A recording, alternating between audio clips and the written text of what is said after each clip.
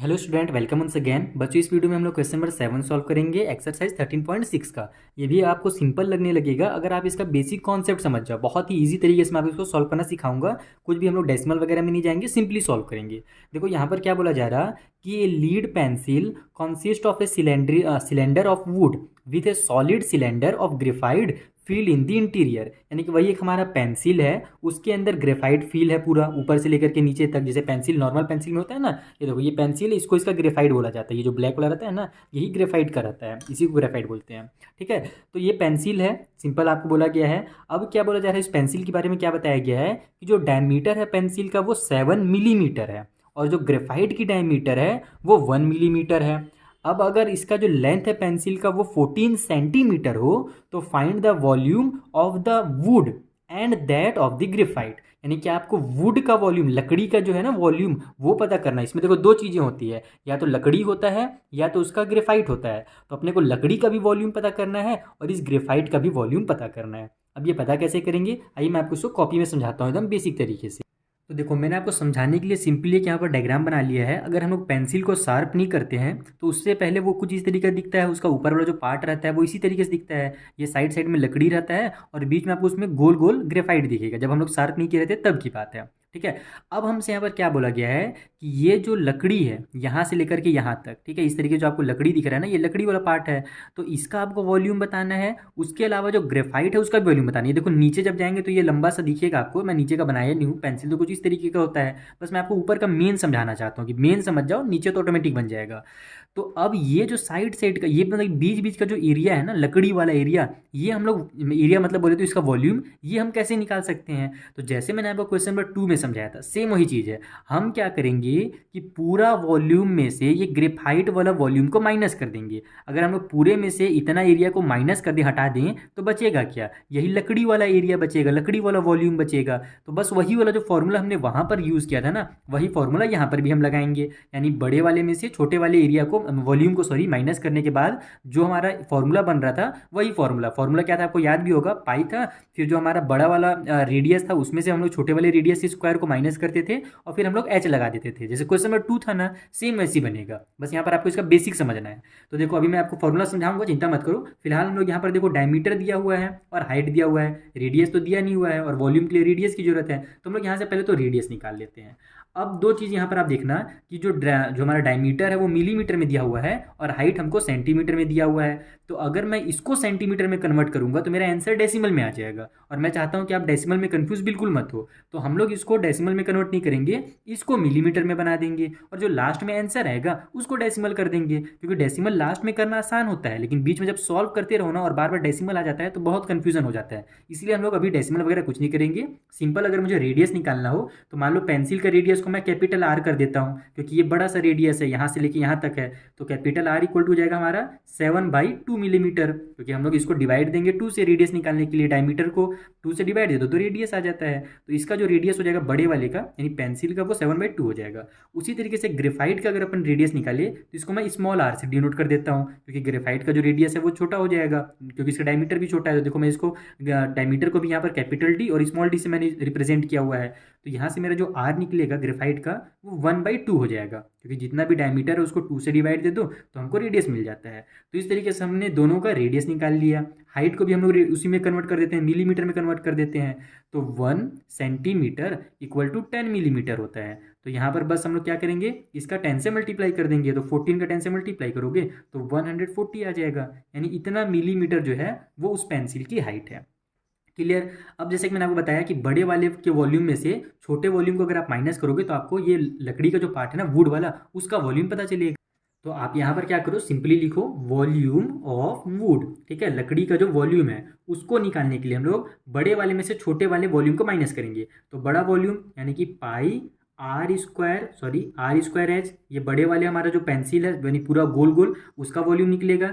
इसमें से माइनस कर देते हैं अपन छोटा वाला वॉल्यूम, यानी कि जो ग्रेफाइट का वॉल्यूम है उसको। तो वो हो जाएगा हमारा pi small r square h, इस तरीके से। अब यहाँ से हमारा फॉर्मूला देखो क्या हो जाएगा, यहाँ पर भी हमारा पाई है, यहाँ पर भी पाई है, यहाँ भी एच है, यहाँ भी एच है। तो पाई और एच को अपन कॉमन ले लेंगे, तो पाई और एच बाहर निकल जाएगा, बच जाएगा हमारा आर ये वाला आर का स्क्वायर यानी कैपिटल वाला आर का स्क्वायर माइनस में स्मॉल आर का स्क्वायर। और इसी को आपके बुक में भी कई जगह पर इसको ये फॉर्मूला को ना डायरेक्ट लिखा गया है, पाई आर का स्क्वायर माइनस आर का स्क्वायर और एच, ऐसे भी लिखा जाता है। और ये कैपिटल आर स्मॉल आर की जगह में R1 और R2 भी लिखा जाता है। तो कहीं पे भी आप अपने मन से इसको जो रेडियस है ना उसको R1 R2 भी कर सकते हो, कैपिटल आर स्मॉल आर भी कर सकते हो, कोई दिक्कत नहीं है। ठीक है। और इस टाइप से डायरेक्ट अगर आपके टीचर करें ना तो कंफ्यूज मत होना, क्योंकि वो इस फॉर्मूला को सॉल्व करने के बाद ऐसे वाला ही फॉर्मूला बनाते हैं। ये जो फॉर्मूला है ना डायरेक्ट नहीं बना रहता है, एक्चुअल में इस तरीके से बनता है, तो इसमें भी कंफ्यूज मत होना।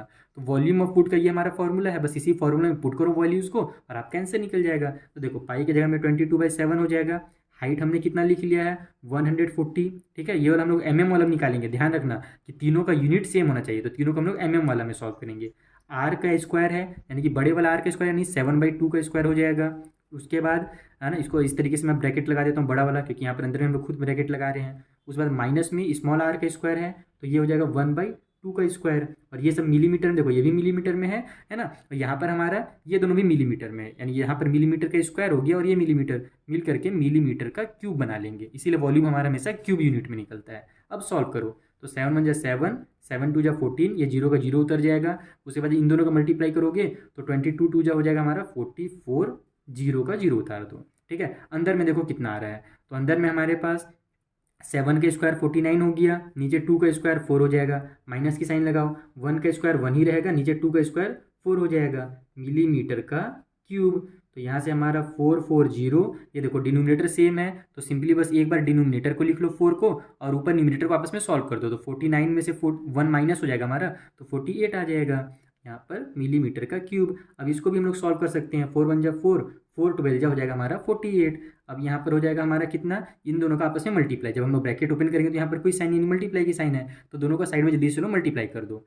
तो 440 मल्टीप्लाई होगा 12, तो कितना आएगा भैया, 0 का 0, 2 4 = 8, 2 4 = 8, फिर 1 0 = 0, 1 4 = 4, 1 4 = 4, 0 हो गया, ये 8 हो गया, ये 12 का 2 हो गया, कैरी हो जाएगा 1, तो 4 और 1 हो जाएगा 5। तो हमारा आंसर निकल गया 5280 मिलीमीटर का क्यूब। ये हमारा जो लकड़ी था ना वो पेंसिल में उसका वॉल्यूम निकला है, लेकिन अभी हमारा काम कंप्लीट नहीं हुआ है ये, क्योंकि हमारा मिलीमीटर का क्यूब में निकला है। मैंने आपको शुरू में बताया था कि हम लोग अभी मिलीमीटर का क्यूब इसलिए कर रहे हैं ताकि हमारा डेसिमल वगैरह में मतलब सॉल्व ना करना पड़े, उसमें कन्फ्यूजन होता है, इसीलिए हमने अभी मिलीमीटर का क्यूब में निकाला ताकि डेसिमल में मत आए। लेकिन लास्ट में अब हमको सेंटीमीटर के क्यूब में ही निकालना उसका आंसर। तो अब मिलीमीटर के क्यूब को सेंटीमीटर के क्यूब में कैसे कन्वर्ट किया जाए, तो फिर से मैं यही फॉर्मूला आपको याद दिलाऊंगा कि 1 सेंटीमीटर = 10 मिलीमीटर होता है। ठीक है। तो अगर मेरे को इसको सेंटीमीटर का क्यूब बनाना है तो देखो ये हो जाएगा मेरा 1 × 1 यानी 1 सेंटीमीटर × 1 सेंटीमीटर और फिर 1 सेंटीमीटर, 3 बार जब 1 सेंटीमीटर का मल्टीप्लाई होगा तो 1 सेंटीमीटर का क्यूब आएगा। उसी तरीके से इस साइड भी होगा, 10 मिलीमीटर × 10 मिलीमीटर 3 बार होगा, तब जाकर के हमारा जब 3 बार 10 मिलीमीटर का मल्टीप्लाई होगा तो मिलीमीटर का क्यूब आ जाएगा, और इधर हमारा 10 × 10 × 10 1000 आ जाएगा। तो इस तरीके से यूनिट्स को आपको खुद से बनाना है, रटना नहीं है। अगर 1 सेंटीमीटर = 10 मिलीमीटर है तो 1 सेंटीमीटर का क्यूब = 1000 मिलीमीटर का क्यूब होगा। ठीक है। तो यहाँ पर हमारे पास इसका मतलब क्या हुआ कि अगर अपने को मिलीमीटर को अब सेंटीमीटर के क्यूब में कन्वर्ट करना है तो 1000 से डिवाइड देना पड़ेगा। तो ये हो जाएगा हमारा 5280 डिवाइड बाई में 1000। अब ये आ गया हमारा सेंटीमीटर का क्यूब में। इसी में मेन बच्चे कन्फ्यूज होते हैं कभी भी कि मिलीमीटर को जब हम लोग यहाँ पर सेंटीमीटर में सेंटीमीटर को मिलीमीटर में कन्वर्ट किए थे तब तो सिंपल हमने 10 से किया था मल्टीप्लाई, तो यहाँ पर हम लोग 10 से डिवाइड क्यों नहीं कर रहे, 1000 से क्यों कर रहे हैं, तो उसका मेन वजह यही है कि हम अभी सेंटीमीटर को सेंटीमीटर का क्यूब बना रहे हैं, तो 1 × 1 तो 1 ही आएगा। लेकिन जब इधर मिलीमीटर का क्यूब बनाएंगे तो 10 × 10 × 10 1000 हो जाएगा। ये इसका मेन रीज़न, ये इसका बेसिक कॉन्सेप्ट है, ये सब अपने दिमाग में एकदम क्लियर रखना। ये सब क्लियर रहेगा ना तो आगे चल करके मैथ ईजी लगेगा आपको।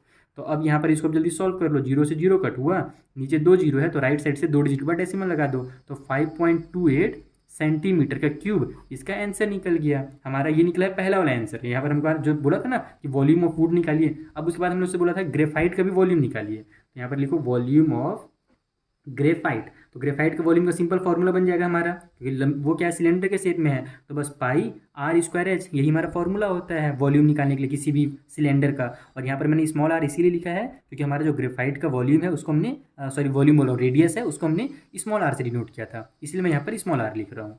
पाई की वैल्यू हो जाएगी देखो 22/7, r का स्क्वायर हमारा, तो r वही वाला हम लोग अभी मिलीमीटर वाला ले लेते हैं, तो ये हो जाएगा हमारा 1/2 का स्क्वायर। ठीक है। और एच हमारे पास है 140, ये भी मिलीमीटर का स्क्वायर और मिलीमीटर मिलकर के यहाँ भी मिलीमीटर का क्यूब बना लेंगे। 7 × 1 = 7, 7 × 2 = 14, जीरो का जीरो उतर गया।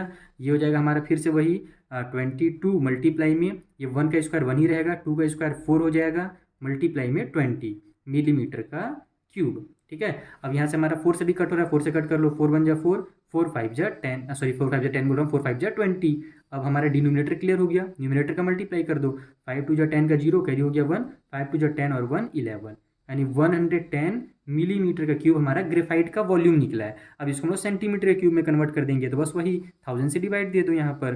तो एक जीरो से एक जीरो कट हो गया, नीचे 2 जीरो है, तो ऊपर के 2 डिजिट के राइट साइड में, यानी कि इधर से काउंट करो 1 2 डिजिट और यहाँ पर डेसिमल लगा दो। डेसिमल की इधर कुछ नहीं है तो एक जीरो लगा दो। ये हो गया हमारा 0.11 सेंटीमीटर का क्यूब, जो ग्रेफाइट है ना उसका वॉल्यूम। तो इस तरीके से आपको इस क्वेश्चन को सॉल्व करना है इजी तरीके से, यानी कि वहाँ पर सेंटीमीटर में शुरू में कन्वर्ट मत करना, सिंपली उसको मिलीमीटर में ही रहने देना। मिलीमीटर में रहेगा तो आसानी से सॉल्व हो जाएगा, और जब सॉल्व हो जाएगा तो बस ये वाला अगर आपका कॉन्सेप्ट क्लियर है, देखो इसी को समझाने में मेरा वीडियो इतना लेंथी हुआ है, नहीं तो ये अगर आपको कॉन्सेप्ट अगर क्लियर है ना तो 5 से 6 मिनट में भी ये हमारा जो क्वेश्चन है आसानी से सॉल्व हो जाएगा, मैक्सिमम 5 मिनट लगेगा, फटाफट सॉल्व करोगे तो ये हमारा इस तरीके से यहाँ पर हमने सेंटीमीटर क्यूब में कन्वर्ट कर दिया, और जब एक इसका वॉल्यूम पता चल गया तो दूसरा वाला भी हम लोग आसानी से निकाल सकते हैं। आई होप आपको बहुत अच्छे समझ में आ गया होगा। अगर कुछ भी डाउट हो तो बिल्कुल मत शर्माने का, नहीं शर्माने का बिल्कुल नहीं, आप मुझसे इंस्टाग्राम के थ्रू पूछ सकते हैं, अपने डाउट्स को क्लियर करा सकते हैं। चलिए मिलेंगे हम लोग नेक्स्ट वीडियो में, तब तक के लिए थैंक यू फॉर वॉचिंग।